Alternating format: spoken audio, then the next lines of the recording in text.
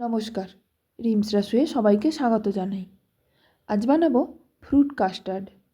রেসিপিটা শেষ পর্যন্ত দেখার অনুরোধ করছি।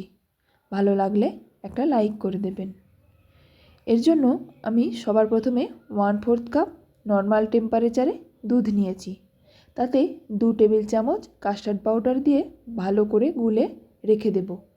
কাস্টার্ড পাউডারটা ভালো করে গুলিয়ে নিতে হবে যাতে কোনো লাম্পস না থাকে। এবার সসপ্যানে আমি 2 কাপ দুধ নিয়েছি, অথবা 500 ml বলতে পারেন। তারপর দুধটা ফুটে উঠলে তাতে 1/4 কাপ চিনি দিয়ে ভালো করে মিশিয়ে নেব। চিনিটা মেশানো হয়ে গেলে কাস্টার্ড পাউডার দিয়ে যে স্লারিটা বানিয়ে রেখেছিলাম সেটা দিয়ে দেব। তারপর দুধের সঙ্গে ভালো করে মিশিয়ে নেব। মেশাতে মেশাতে দুধের কালারটা যখন একটু চেঞ্জ হয়ে যাবে আর ঘনত্বটাও একটু বেড়ে যাবে, তখন নামিয়ে নেব।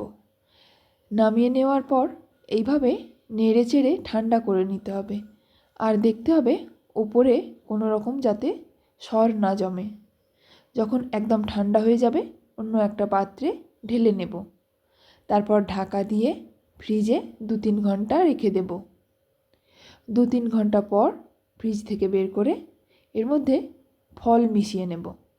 ফলের মধ্যে আমি এখানে দিয়েছি বেদানা, আঙুর, আপেল আর কলা।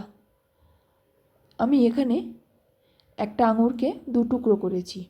কলা আর আপেলটাকেও ছোট টুকরো করে নিয়েছি। আপনারা আপনাদের পছন্দ অনুযায়ী ফল ব্যবহার করতে পারেন। এগুলোকে ভালো করে মিশিয়ে নিয়ে আমি এখানে একটু ছোট এলাচের গুঁড়ো দিয়েছি। এটা আপনারা চাইলে স্কিপ করতে পারেন।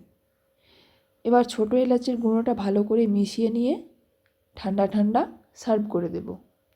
এটা ঠান্ডা ঠান্ডা খেতে ভীষণ ভালো লাগে।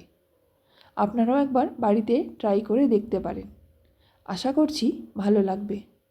আর ভালো লাগলে বন্ধুদের সঙ্গে শেয়ার করে দেবেন। ফেসবুক থেকে যারা ভিডিওটি দেখছেন আমার পেজটি প্লিজ ফলো করে দেবেন। আর ইউটিউব থেকে যারা দেখছেন আমার চ্যানেলটি প্লিজ সাবস্ক্রাইব করে দেবেন।